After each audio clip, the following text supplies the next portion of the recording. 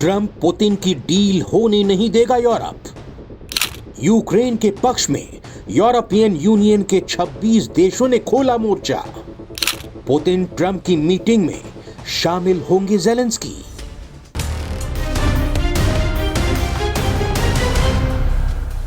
अमेरिकी राष्ट्रपति Donald Trump की शुक्रवार 15 अगस्त को अलास्का में रूस के राष्ट्रपति व्लादिमीर पुतिन के साथ शिखर वार्ता होने वाली है, जिस पर पूरी दुनिया की नजरें टिकी हुई हैं। लेकिन इससे ठीक पहले यूरोप के नेताओं ने यूक्रेन के पक्ष में मोर्चा खोल दिया है, जिससे ट्रंप का रूस यूक्रेन युद्ध सुलझाने का प्लान बिगड़ने की आशंका है।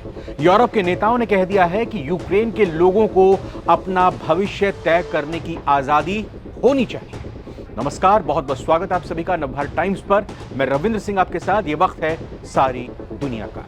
यूक्रेनी राष्ट्रपति वोलोदिमीर ज़ेलेंस्की ने शनिवार को ही ये चेतावनी दी थी कि यूक्रेन अपनी जमीन को नहीं छोड़ेगा। उनका यह बयान अमेरिकी राष्ट्रपति डोनाल्ड ट्रंप के उस दावे के बाद सामने आया था, जिसमें उन्होंने कहा था कि रूस के साथ शांति समझौते में कुछ इलाकों की अदला बदली हो सकती है। यूक्रेन के राष्ट्रपति ज़ेलेंस्की ने कहा था कि रूस को किसी भी हाल में यूक्रेन का दूसरा बंटवारा करने नहीं दिया जाएगा। बाकायदा सोशल मीडिया पर एक वीडियो पोस्ट करते हुए ज़ेलेंस्की ने कहा कि रूस को जमीन देकर नहीं, बल्कि न्यायपूर्ण तरीके से जंग खत्म करके ही शांति आ सकती है। ज़ेलेंस्की ने यूरोप में ब्रिटेन के प्रधानमंत्री समेत कई देशों के नेताओं से इसके बाद बातचीत की और अपने पक्ष में समर्थन जुटाने की कोशिश शुरू कर दी।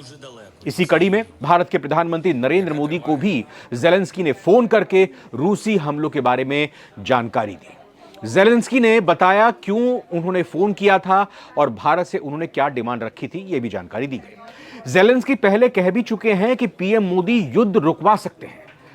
तो इस तरह से यूक्रेन के राष्ट्रपति ज़ेलेंस्की की मुहिम अब रंग लाती दिखाई दे रही है, क्योंकि अब यूरोप से यूक्रेन के पक्ष में ट्रंप पुतिन की मीटिंग के खिलाफ आवाज उठने लगी है। यूरोप के नेताओं ने कह दिया है कि सार्थक बातचीत केवल युद्ध विराम या शत्रुता में कमी के संदर्भ में ही हो सकती है। यानी या तो युद्ध विराम हो, सीज फायर हो, युद्ध तुरंत रोका जाए, या फिर जो दुश्मनी है उसको खत्म किया जाए। इसके अलावा बातचीत किस बात को लेकर होगी? यूरोप के नेताओं ने कहा कि हमारा विश्वास है कि इसका एक ही राजनीतिक समाधान है, और वह है यूक्रेन और यूरोप के महत्वपूर्ण सुरक्षा हितों की रक्षा हो। यूरोप के नेताओं के बीच इस बयान पर सोमवार को देर रात से सहमति बनी और मंगलवार को इसे प्रकाशित किया गया, सामने लाया गया। हंगरी को छोड़कर आपको बता दें, यूरोपियन यूनियन में कुल 27 देश आते हैं। इन 27 देशों में 26 देशों ने सहमति दी, लेकिन सिर्फ एक देश हंगरी की तरफ से इस पर अपनी बात को सामने नहीं रखा गया, या फिर यह कहें कि इस प्रस्ताव पर उसने अपनी सहमति नहीं दी। पुतिन और ट्रंप की शिखर वार्ता से यूरोप और यूक्रेन दोनों ही परेशान हैं। उन्हें डर है कि ट्रंप के साथ बातचीत में पुतिन अपने लिए रियायतें हासिल कर लेंगे और यूरोप और यूक्रेन के बिना ही शांति समझौते की एक रूपरेखा तय कर सकते हैं। यूरोपीय देश ट्रंप के बयान को लेकर फिक्रमंद हैं कि रूस के कब्जे वाली यूक्रेनी जमीन रूस को दी जा सकती है। यह अभी भी साफ नहीं है कि यूक्रेन बैठक में हिस्सा लेगा या नहीं लेगा, लेकिन ट्रंप पुतिन की बैठक से पहले यूरोप ने अपनी एकता का प्रदर्शन दिखाते हुए एक तरह से जाहिर कर दिया है कि यूक्रेन अकेला नहीं है और ट्रंप और पुतिन को मनमानी भी नहीं करने दी जाएगी। यह मैसेज भी दे दिया है। तो मंगलवार का जिस तरह से बयान आया है, इसका मकसद यह दिखाना भी है कि यूक्रेन के मसले पर यूरोप एकजुट है, एक साथ है। हालांकि हंगरी के प्रधानमंत्री विक्टर ओरबान ने ईयू के बयान का समर्थन नहीं किया। ओरबान यूरोप में पुतिन के सबसे करीबी सहयोगी हैं और उन्होंने यूक्रेन के लिए यूरोपीय संघ के समर्थन को रोकने की कोशिश की है। ईयू के 27 नेताओं में से वो अकेले ऐसे नेता थे जिन्होंने बयान के समर्थन देने से इनकार कर दिया। मंगलवार सुबह जारी किए गए बयान में नेताओं ने कहा, हम यूक्रेन के खिलाफ रूस के आक्रामक युद्ध को समाप्त करने की दिशा में राष्ट्रपति ट्रंप की कोशिशों का स्वागत करते हैं, लेकिन यूक्रेन में शांति का रास्ता यूक्रेन के बिना तय नहीं किया जा सकता। उन्होंने यह भी कहा कि अंतर्राष्ट्रीय कानून का सम्मान करते हुए न्याय संगत और स्थायी शांति होनी चाहिए, जो स्थिरता और सुरक्षा लाए, जिसमें स्वतंत्रता, संप्रभुता, क्षेत्रीय अखंडता के सिद्धांत शामिल हो। अंतर्राष्ट्रीय सीमाओं को बलपूर्वक बदला नहीं जाना चाहिए। यूक्रेन के 4 क्षेत्र हैं जिन पर रूस ने कब्जा किया है और यूक्रेन को डर सता रहा है कि ये चारों इलाके कहीं रूस को गिफ्ट ना दे दे अमेरिका, ट्रंप। रूस ने युद्ध के दौरान यूक्रेन को 4 क्षेत्रों पर नियंत्रण कर लिया है, जिनमें से 2 इलाके देश के पूर्वी हिस्से में और 2 दक्षिणी हिस्से में नीचे की तरफ है। यूक्रेन राष्ट्रपति ज़ेलेंस्की ने साफ कर दिया है कि युद्ध विराम तभी होगा जब रूस यूक्रेन की जमीन छोड़ेगा। ट्रंप ने सोमवार को अपने संबोधन में जेलेंस्की की भी आलोचना की थी और कहा था कि जेलेंस्की के समय युद्ध शुरू हुआ और वो इसे रोकने के लिए कुछ नहीं कर पाए। इस बीच बुधवार को जर्मन चांसलर फ्रेडरिक मर्ज एक वर्चुअल बैठक बुला रहे हैं जिसमें यूरोप के नेता शामिल होंगे। इसमें भी कुछ बात निकलकर सामने आ सकती है। बैठक में यूक्रेन मुद्दे पर ट्रंप को प्रभावित करने की कोशिश की जाएगी। ट्रंप ने इस बात की पुष्टि नहीं की है कि वो इसमें हिस्सा लेंगे या नहीं लेंगे, लेकिन उन्होंने कहा है कि पुतिन से मिलने से पहले मैं सबके विचार जानने जा रहा हूं।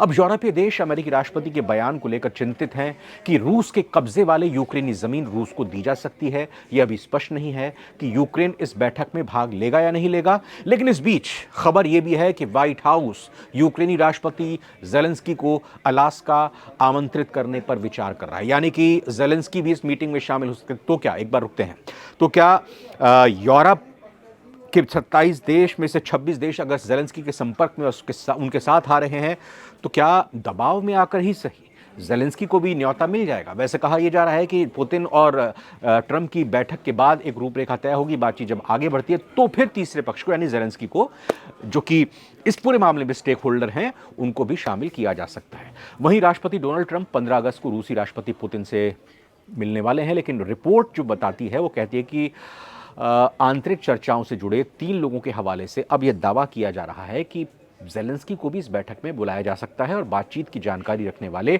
एक व्यक्ति के हवाले से कहा गया कि इस पर चर्चा चल रही है कि जेलेंस्की को भी न्योता दिया जाएगा। रिपोर्ट में आगे कहा गया कि जेलेंस्की की यात्रा अभी तय नहीं हुई है। यह भी स्पष्ट नहीं है कि यूक्रेनी नेता अलास्का में बैठकों के लिए आएंगे या नहीं आएंगे, लेकिन ये एक अभी संभावना है। अभी इस पर कह सकते हैं कि विचार चल रहा है, इसको खारिज नहीं किया गया है। आपको बता दें कि हवाई हमले रोकने का प्रस्ताव एक तरह से रूस दे सकता है ट्रंप के साथ बातचीत में। रिपोर्ट्स के मुताबिक यह माना जा रहा है कि रूस हवाई हमले रोकने के लिए एक अस्थायी टेम्पोरेरी प्रपोजल दे सकता है कि हम हवाई हमले नहीं करेंगे यूक्रेन पर। यह प्रस्ताव बेलारूस के राष्ट्रपति लुकाशेंको ने पिछले हफ्ते पुतिन से मुलाकात के दौरान रखा था। हालांकि यह पूर्ण युद्ध विराम नहीं होगा, लेकिन इससे दोनों पक्षों के लिए, यूक्रेन के लिए, रूस के लिए एक राहत हो सकती है। फिलहाल रूस ने मई के बाद से यूक्रेन पर सबसे भारी हवाई हमले किए हैं। इनमें कीव में ही 72 लोगों की मौत हुई। ट्रंप ने इन हमलों को घिनौना बताया था। यूक्रेन भी रूसी तेल रिफाइनरी और डिपो पर हमले जारी रखे हुए है। तो उम्मीद यही करनी चाहिए कि इस पूरे मसले पर सभी चर्चा करें, बातचीत करें, लेकिन राष्ट्रपति डोनाल्ड ट्रंप ने रूस अमेरिका शिखर वार्ता से 3 दिन पहले पत्रकारों से बात की। इस बीच उन्होंने पहले तो रूस की कमजोर हो रही अर्थव्यवस्था को लेकर बात की और फिर कहा कि वार्ता के पहले 2 मिनट में ही तय हो जाएगा कि कोई डील होने की संभावना है या नहीं है। यानी इतने आत्मविश्वासी हैं ट्रंप की वो कह रहे हैं कि मैं पुतिन के साथ बैठूंगा और 2 मिनट के अंदर, सिर्फ 2 मिनट के अंदर ये पता लगा लूंगा कि बातचीत पटरी पर है, ट्रैक पर है और बात बनेगी कि नहीं बनेगी। इतने कॉन्फिडेंट हैं महान ट्रंप साहब।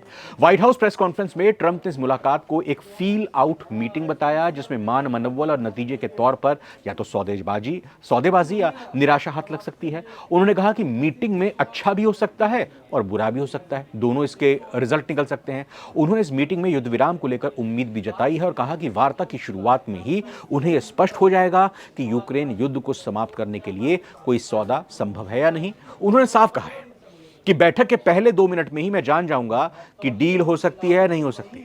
शांति वार्ता का दिन जैसे जैसे नजदीक आ रहा है, वैसे वैसे तनाव और बढ़ता जा रहा है। एक तरफ खुद डोनाल्ड ट्रंप इसके संबंध में बयानबाजी करते जा रहे हैं, वहीं दूसरी ओर जेलेंस्की को बेचैनी होती जा रही है, और हो भी क्यों ना, क्योंकि उनके देश का मसला और वही बातचीत में शामिल नहीं है। इस बीच सिर्फ और सिर्फ रूसी राष्ट्रपति की चुप्पी ये सोचने को मजबूर कर रही है कि इस वार्ता में रूस का रुख क्या होगा। आपको क्या लगता है, रूस क्या करेगा? कमेंट में जरूर बताइएगा। फिलहाल वीडियो में इतना ही। नमस्कार।